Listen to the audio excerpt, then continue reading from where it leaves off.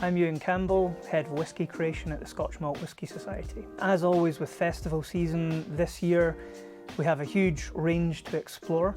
There are 12 different bottlings encompassing all different spirit styles and lots of different wood types as well. So the whisky team had a great time putting all these together. We've got everything from, well-aged, bourbon-matured lowland whisky, 20 years old. We have for the first time ever a blended malt in the range, which is a 30-year-old Speyside whisky. We have appearances, unsurprisingly, from Islay, from the Highlands. We have one of the newer distilleries as well, peated spirit and bourbon wood. So yeah, as I said, great variety to explore here. This year, 6 of the 12 releases will have a sherry influence, and we've got all different types of sherry casks to explore there. Oak types, whether it's American or Spanish oak. We have Pedro Jimenez and Oloroso. We have a shaved, toasted, recharred wine barrique that was then seasoned with Oloroso wine. And we also, really interestingly, we have an Orkney whisky where one of the components was matured in an Oloroso cask that previously had Islay malt whisky in it. So it really amps up the smoke in the Orkney whisky, which is peated spirit as well. We have Campbelltown, which has a lot of peat in it. It's a younger expression, so the peat really shines through.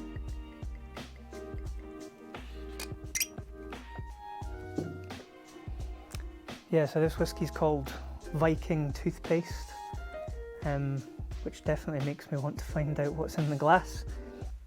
It's very savoury and foody. There's kind of herbal, maybe like porchetta. I had some of that for my lunch yesterday. Rosemary, olive oil, smokiness as well, smoked oils.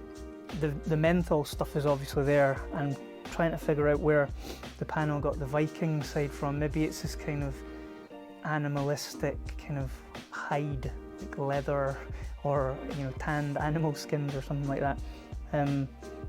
Super interesting, really robust, rugged, smoked rock salt, that kind of thing.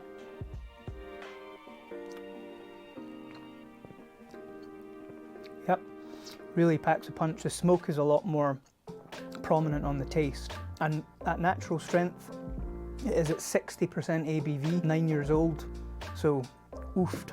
Yeah, that's a stonker. We go further up the west coast onto the Ardnamurchan Peninsula, where we have another whisky, and then we can go up to Orkney. Bypassed Islay there, big mistake.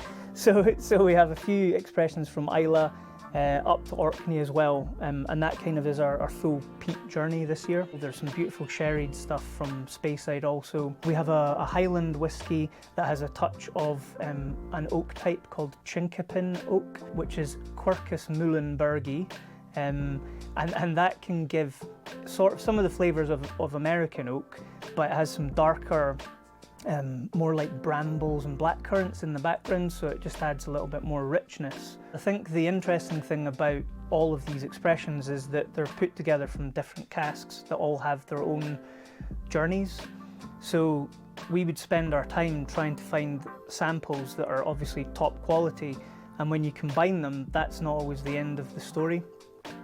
Sometimes you hit that recipe on the first attempt, and other times you have to go, what does this need? Does it need a bit more sweetness, a bit more depth? They're all just weaved together from single casks that have their own interesting stories, but then we've kind of painted them together to create these pictures for festival season. So obviously we're very well known for single cask. That's kind of our raison d'etre, if I pronounce that correctly. But for these small batches, we wanted to create whiskies that could go a little bit further. We have a global membership, and single casks don't always stretch that far. So because this time of year is a real kind of global campaign for the Society in terms of putting whisky from all over Scotland and showcasing flavours, we wanted to make sure there were more bottles to go around. That's kind of the thinking behind these, a bit of freedom and creativity from our side in the whisky team, but then also it means that people in China, America, France, Germany can all try the same whiskies. Possibly my favourite, they're all great, is the blended malt that we've released this year. Absolutely beautiful label. So unlike our usual blended malt batches, This one is bottled at cask strength. So while it's 30 years old, it's up at 53.1%. The kind of flavours that you get in this is just really elegant, tropical fruits, but sort of overripe, mango, pears, pineapple, that kind of thing. Lots of coconut, and just left to shine in second fill bourbon barrels for the entirety of the maturation.